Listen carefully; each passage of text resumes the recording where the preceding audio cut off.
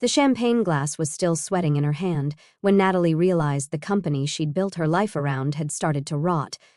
It was subtle at first, a missed invite here, a last-minute reschedule there, but tonight it hit her like a golf club to the kneecap. The founder's retirement party was supposed to be a celebration. Instead, it felt like a wake, not the kind with casseroles and tears. No, this one came with backhanded speeches and lukewarm shrimp cocktails. At the center of it all stood Lucas Halbrook, the founder's darling nephew, freshly minted CEO, and a man who probably thought integrity was a cologne.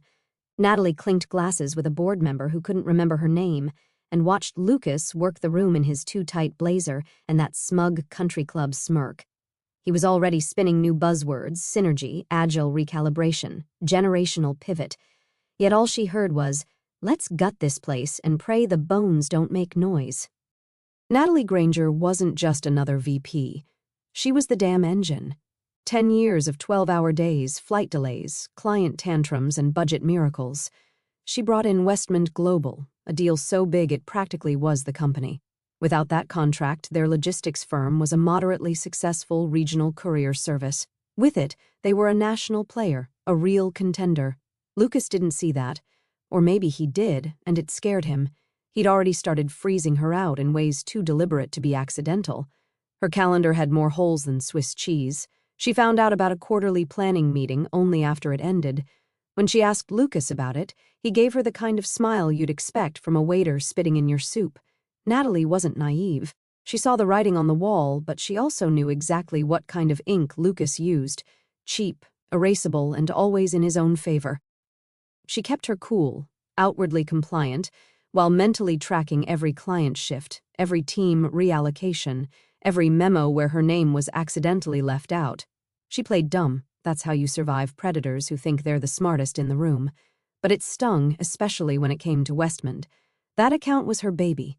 She'd pitched them in a blizzard, in heels, with a dead phone and half a presentation. Still nailed it. She'd personally helped overhaul their entire freight distribution on Christmas Eve via Zoom, fixing a fulfillment snafu. She knew the Westmont team better than her own family. Suddenly, she wasn't even on the weekly calls. Something didn't smell right. It wasn't fear, not yet, just a tightness, like someone was rearranging her furniture while she slept. Lucas wasn't just a threat to her role. He was a threat to everything she'd built. Instead of flinching, Natalie did what she always did: reorganized, recalibrated, got quiet. The louder Lucas got, the more silent power she collected. Because here's the thing about Natalie Granger: she didn't make noise. She made moves. The first time Lucas canceled one of her presentations, he chalked it up to agenda overflow, saying it with a plastic grin over lukewarm coffee in the executive lounge, like they were just two overbooked colleagues navigating a packed quarter. Natalie nodded, smiled back, and made a note in her folder labeled Lucas Shenanigans. She'd started it as a joke when he was first hired. Now it was an active document. The second time, he claimed the client requested a fresh voice. That one stung more. It wasn't just any client. It was Cavett Freight, a long-standing partner she'd shepherded through 3 expansion phases and 1 CEO divorce. She reached out to their ops lead the next day. He was confused, saying no one had asked for anyone else. In fact, they were expecting her. Natalie stared at her monitor for a long time after that call, not angry, not even surprised, just processing. Lucas wasn't stumbling through leadership. He was writing her out of the story, carefully, quietly, like an editor with a grudge and a bottle of whiteout. Meeting invites stopped appearing on her calendar. Her junior reports, whom she'd mentored from college interns into client-facing rock stars, started getting reassigned without so much as a courtesy text. One even apologized when he bumped into her in the hallway. "I didn't ask for the move." Lucas just said it was strategic realignment. "I didn't know you weren't looped in." Strategic realignment, her ass. That was Lucas speak for cutting the brakes before the corner. She adapted, of course. Natalie always did. She dug deeper into the company's Slack archives, flagged every private channel he created, and started screenshotting like a digital raccoon. But the real shift came in the form of a polite, seemingly innocuous email. "Hey, Natalie," it began. "Just checking. Wasn't sure if you were still joining today's call. Grant asked for you specifically. Hope all's okay." It was from Amelia, Westman's assistant, a razor-sharp woman who ran Grant Ryland's calendar like a war room. Natalie stared at the message, heart knocking once, hard. She hadn't even been invited. The weekly logistics strategy touchpoint wasn't optional. It was the pulse of the Westman account, and Grant Ryland never asked for people specifically unless something was wrong or brewing. Natalie's reply was swift, breezy, nonchalant, just a mix-up, I'm sure. Looking forward to catching up with Grant soon. Hope the call went well. Then she sat back, stared at the ceiling, fingers steepled. No, this wasn't a mix-up. This was erasure, pixel by pixel. Lucas wanted her gone but didn't have the spine, or maybe the board support, to do it outright, so he was setting up a slow bleed, death by 1,000 calendar edits. Let her look absent, let clients wonder, let performance reviews start to whisper. But Natalie had survived worse than corporate sabotage. She'd survived a failed merger, a CFO embezzlement scandal, and once a red-eye flight with a stomach flu and a broken heel. She didn't flinch now. Instead, she booked lunch with Amelia, just catching up, she said, but she knew better. She also started using her personal laptop for certain notes, not illegal, just wise. She created backups, logged timestamps, and reached out to Westman's COO under the pretext of a thought leadership brainstorm. Most importantly, she stopped reacting. Lucas wanted a crack, a misstep, a bad day.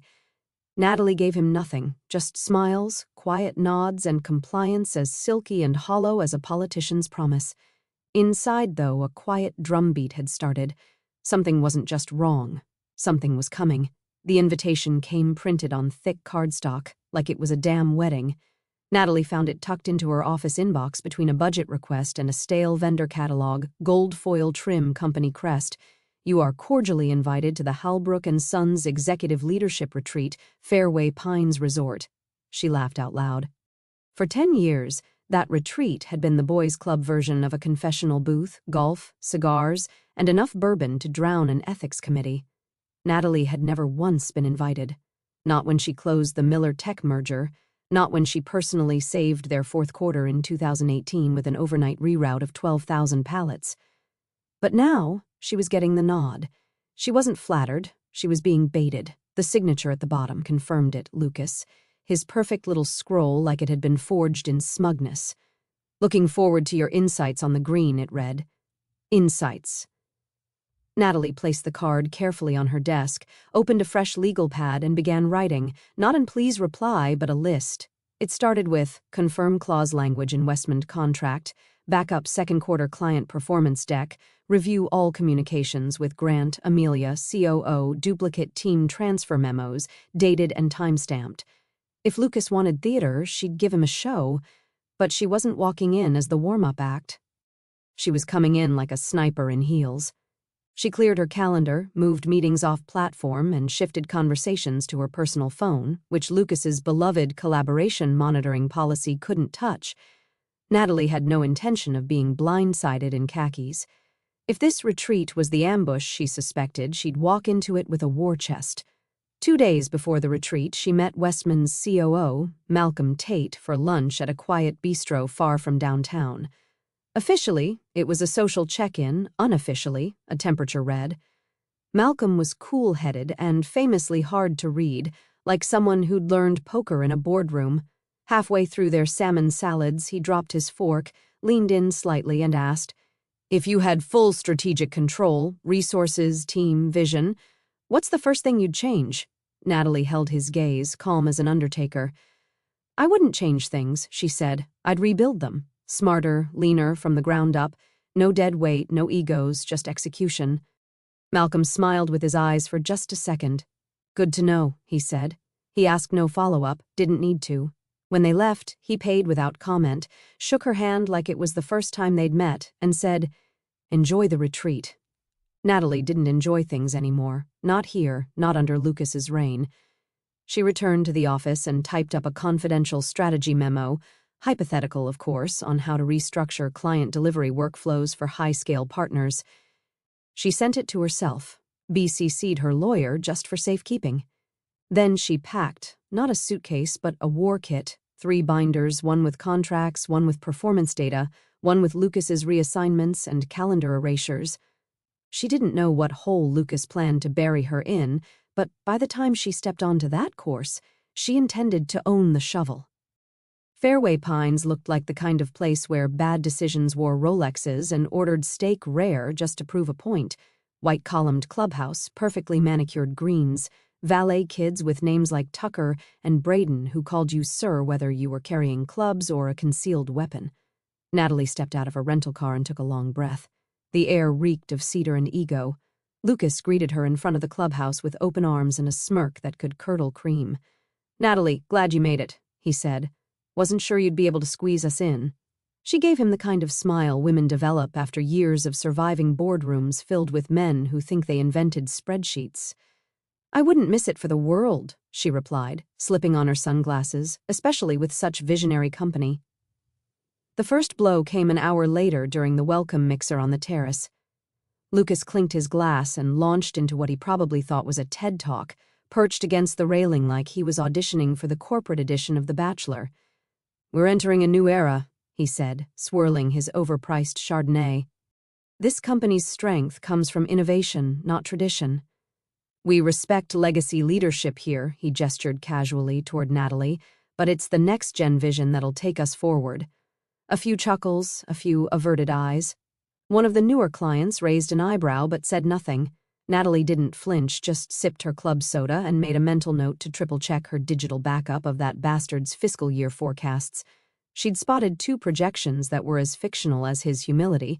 Later, at dinner, the performance continued. Her former junior associate, Marcus, green, hungry, brilliant, but not quite ready, was introduced by Lucas as the emerging face of our future operations. He said it with one hand clapped on Marcus's back, like a dad showing off his kid's macaroni art. Marcus, to his credit, looked mortified. Natalie smiled, tilted her head. Funny, she thought. Last I checked, Marcus still CC'd me for approvals.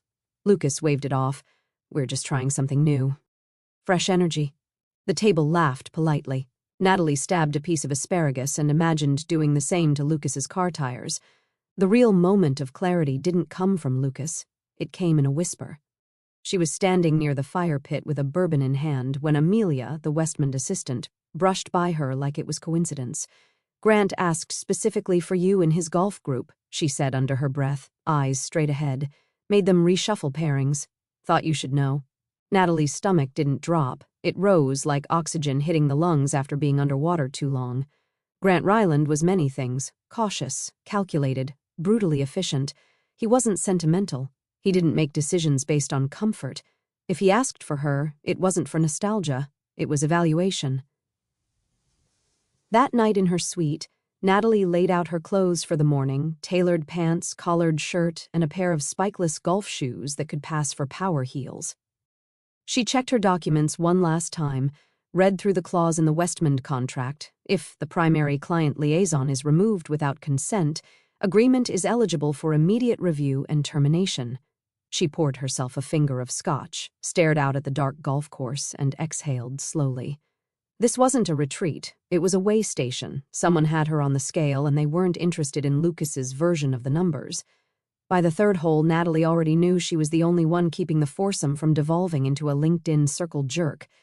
Lucas had been yapping non-stop since tee-off. Every shot was accompanied by a pitch.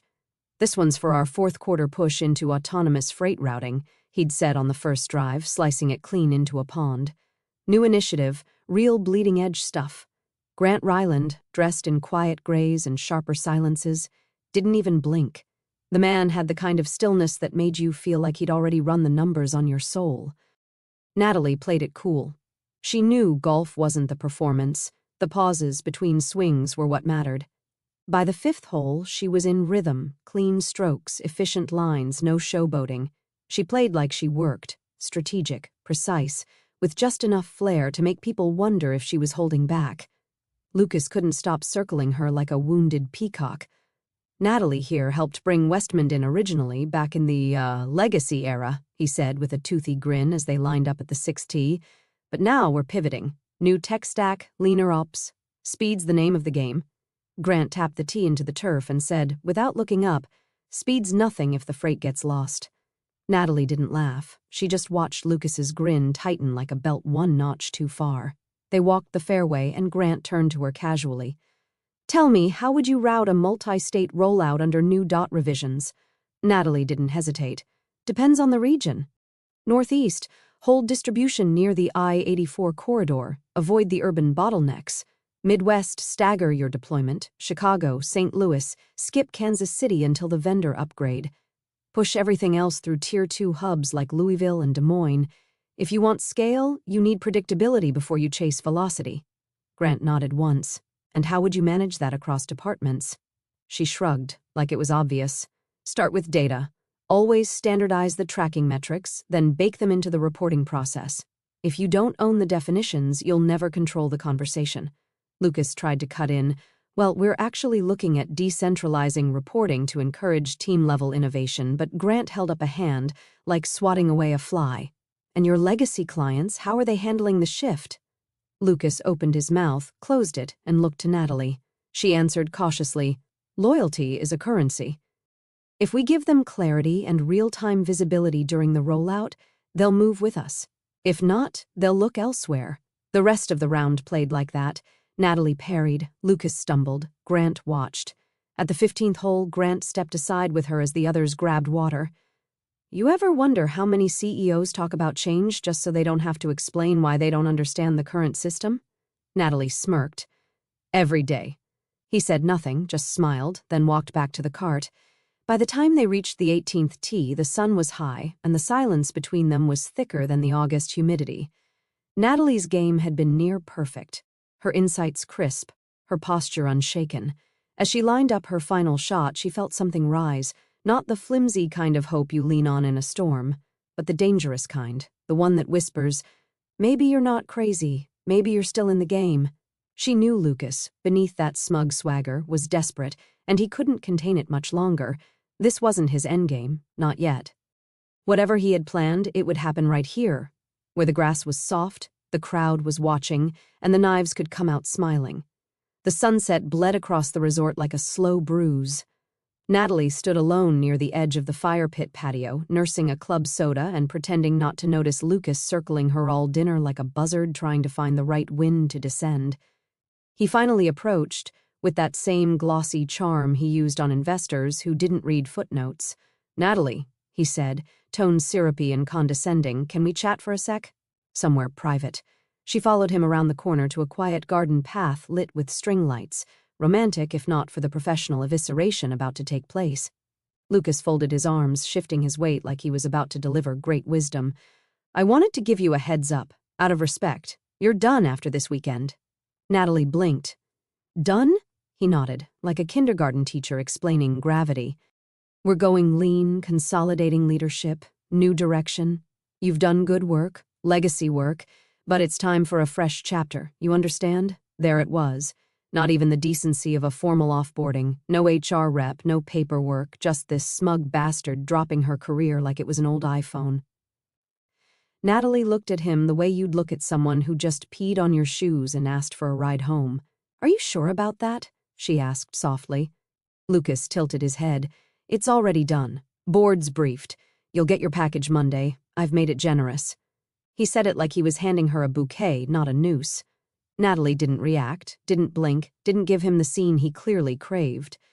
"Noted," she replied and walked away before he could puff his chest again. Back in her room, she sat on the edge of the bed in the silence. The air conditioning hummed, like it was trying to fill in for whatever should have come next. Tears, rage, panic. None of it came. Instead, her phone buzzed. No sender. Just a message. "Be ready tomorrow." 18th hole. Natalie stared at the screen for a long moment. No emojis, no pleasantries, just that one surgical instruction. She rose, walked to the desk, and opened the folder she'd brought with her. The documents inside weren't angry or dramatic. They were meticulous. Dates, memos, KPIs, the Westman contract, Section 7.4.3, termination clause upon dissolution of key personnel without written notification or cause. Grant didn't send messages unless the play had already been rehearsed. She texted Amelia back, just 2 words, understood. Prepared. The betrayal burned, but not like fire, like frost, numbing, slow, but crystal clear. Lucas thought he'd made a move. He hadn't realized Natalie stopped playing his game 5 days ago. Tomorrow wasn't a reckoning, it was a handoff. When she stepped onto that 18th hole, it wouldn't be as a cast-off. It would be as the new name on a contract Lucas didn't even know had already left without him. Sunday dawned too bright for what was about to happen. Natalie pulled her hair into a clean ponytail, buttoned her collared shirt to the top, and laced her shoes with the precision of a surgeon prepping for a triple bypass. She didn't look in the mirror. She didn't need to. She knew what was in her eyes, focus, and beneath that, a rage so precise it could etch glass. The clubhouse buzzed with too much cheer for 7 a.m. Someone laughed too loudly near the espresso station. Someone else slapped Lucas on the back and called him the future of logistics. Natalie walked through it all like fog through a minefield, calm, calculated. Lucas spotted her by the carts and waved like they were best friends heading to a barbecue. "Ready for one last round?" he said, flashing teeth. She smiled politely. Always. Grant Ryland arrived last, flanked by his silent assistant and a driver who didn't speak unless spoken to.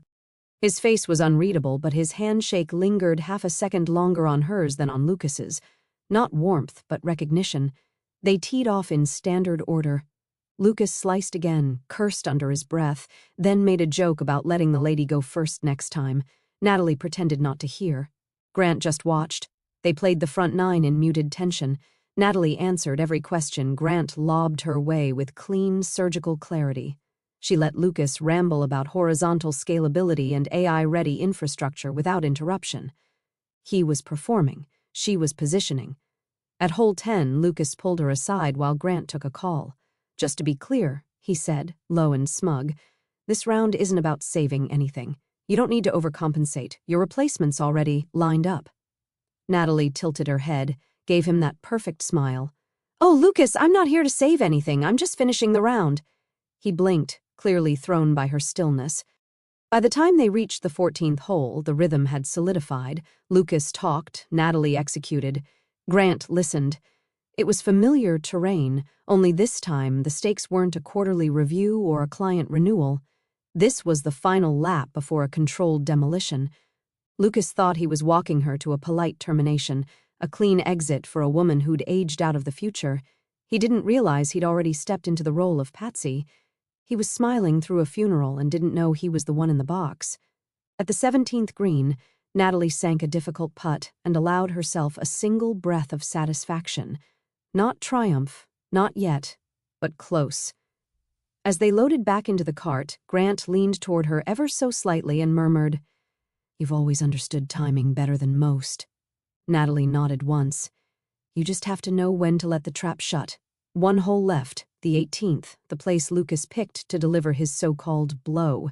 He thought it was symbolic, staging a finale for a woman who didn't know she was done. But Natalie wasn't walking toward an ending. She was walking toward the drop point, a place where one empire would quietly implode and another would begin, built with quieter hands, sharper eyes, and one hell of a memory. The 18th fairway was so pristine it looked artificial, like someone had photoshopped real life. The sun was high, burning off the last of the morning dew, and the birds overhead sang like they didn't know corporate warfare was about to go thermonuclear. Natalie walked the grass like it was a courtroom floor. Lucas was grinning like a man who'd just swallowed the canary and couldn't wait to belch feathers in front of the jury. As they approached the green, with Grant trailing just behind, Lucas cleared his throat and projected loud enough for the nearby foursome to hear. "Gentleman and lady," he began in a tone oiled with self-satisfaction, "I wanted to take a moment to acknowledge everything Natalie's contributed to the company over the years. Truly. As part of our shift toward a leaner, more agile future, we're letting her go." He paused dramatically, then added with a chuckle, "She's just too expensive." Silence followed. Even the birds shut up. Natalie didn't move, didn't blink. She didn't need to, she'd already buried this body in her mind days ago. But Grant Ryland moved. He stepped up, not angry, not surprised, just deliberate, the kind of calm you only see in surgeons and snipers. He turned to Natalie first, extended a hand. "Thank you," he said, shaking it firmly. "We'll take it from here." Then he turned to Lucas, smile flickering at the edges like it barely wanted to be there. "Good," Grant said. "My company will pay her expensive salary. The deal is with her, not you." Lucas laughed, but it died halfway out of his throat. Excuse me? Grant reached into the side pocket of his golf bag, casual as if pulling out a scorecard, and produced a trifold contract folder. You might have missed section 7.4.3, he said, handing it to Lucas. Clause tied to named liaison continuity. Any unapproved change in personnel, including reassignment or termination, voids the deal. Effective immediately. We signed the exit paperwork this morning. Lucas stood frozen, blinking at the signature page with the same expression someone might wear when discovering the brakes were cut mid-ride. But the board, this wasn't, he sputtered, mouth hanging open like a broken mailbox. Grant turned back to Natalie. We'll have your office ready by Tuesday. She nodded once, still hadn't said a word, didn't need to. Lucas tried again. This isn't how deals work. This is manipulation. This is... Grant raised a hand, cutting him off with all the grace of a judge dismissing a fool. No, Lucas. This is what happens when you confuse cost with value. Then he turned, nodded to his assistant, and began walking back toward the cart like a man who'd just dropped the mic on a hostile takeover. Natalie stood on the green, sunlight catching the edge of her sunglasses. Her chest rose once, a long inhale, not triumph, not yet, just air, the kind of breath you can finally take when the weight is gone. She looked down at the ball, still resting near the hole. She didn't need to putt. She'd already sunk the shot. Lucas was still standing on the green, gripping the contract like it might suddenly rewrite itself. His phone started buzzing in rapid succession. First one call, then three, then a vibration storm that made the cart roof rattle when he tossed it down in a panic. Natalie didn't watch him unravel. She just walked. No dramatic glance over the shoulder, no parting words. She didn't need a final quip or a cinematic slow-motion exit. That wasn't her style.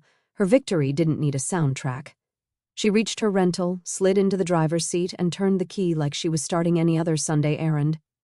As she pulled out of the parking lot, she caught the faintest glimpse of Lucas pacing in the distance, gesturing wildly into his phone while Grant and his team loaded up with the quiet composure of men who'd already redrawn the map. By the time she hit the highway, her inbox had begun to light up. The first was from a Westmond internal thread, subject line, executive appointment announcement. Her name was right there in bold, Natalie Granger, Executive Vice President of Strategy, effective immediately. She pulled off into a rest area just long enough to read the full statement. Short, surgical, no mention of her old company by name, just in recognition of a decade of innovation and leadership across integrated supply networks. Translation, she wasn't joining a team, she was the team. The second ping came from an old friend, Tasha, her former assistant. 3 people just walked out of Lucas's 11:30, said they want in. Should I tell them to pack? Natalie stared at the screen for a beat, then typed back simply, only the ones who know how to build. Her phone kept buzzing, but she muted it. No rush. The empire she'd carried for 10 years had collapsed in a single sentence. Now she was carving something new, on her terms, with her rules. No permission slips from men who'd never made anything that couldn't be delegated. That night, she poured a glass of wine and watched the press pick up the announcement like wildfire, LinkedIn posts, Slack threads, private emails, a dozen polite so-happy-for-you messages from people who'd once ghosted her calendar invites. She didn't reply to any of them. She just sat on her patio in the quiet, shoes kicked off, breeze brushing against her skin like the world finally making room. No noise, no fake smiles, just peace, and the unmistakable scent of control returned. 1 week later, the internal memo leaked. Lucas Halbrook had been repositioned by the board, corporate code for, you still have a badge, but someone else has your office, your parking space, and the last word in every room that matters. The press ran with it like blood in the water. CEO demoted after major contract lost. Strategic realignment at Halbrook and Sons. Leadership transition sparks investor concern. Lucas tried to spin it, of course, at a press event he wasn't supposed to attend. He stood behind a podium with a crooked tie and twitchy eyes, called it contractual trickery, said he'd been blindsided by a legacy provision, and that the company had been exploited by outdated clauses. The investors didn't buy it, or didn't defend him. Most importantly, Westman Global never returned his calls. Natalie didn't watch the live stream. She didn't need to. Her day was already full back-to-back meetings with 3 Fortune 100 execs, a European delegation interested in restructuring their entire freight architecture, and a confidential pitch session with a green tech firm trying to map a supply chain from scratch. All of them were new. None of them had ever spoken to Lucas. She sat at the head of a table lined with people who listened, not just nodded, but listened, who leaned forward when she laid out a strategy, who understood that her insight wasn't just experience, but foresight. Her new office was minimalist, no grand chandelier, no overcompensating walnut desk, just clean lines, quiet lighting, a wall of glass overlooking the city she now helped shape in cargo routes and partnerships. The desk held exactly one photo, a snapshot from the 18th hole, Grant's arm draped over her shoulder, Lucas blurry in the background, mid-blink. In black ink scrolled across the bottom in Grant's unmistakable handwriting, "You didn't play to win, you built the course." Natalie stared at it for a long moment between meetings, not nostalgic, just anchored, like remembering where the fault line ran so she could build something stronger above it. She smirked because, yes, Halbrook and Sons was crumbling. The empire she'd given a decade to had collapsed under the weight of its own arrogance. But Natalie Granger wasn't buried in the rubble. She was already pouring concrete somewhere else. This time she was drawing the blueprints.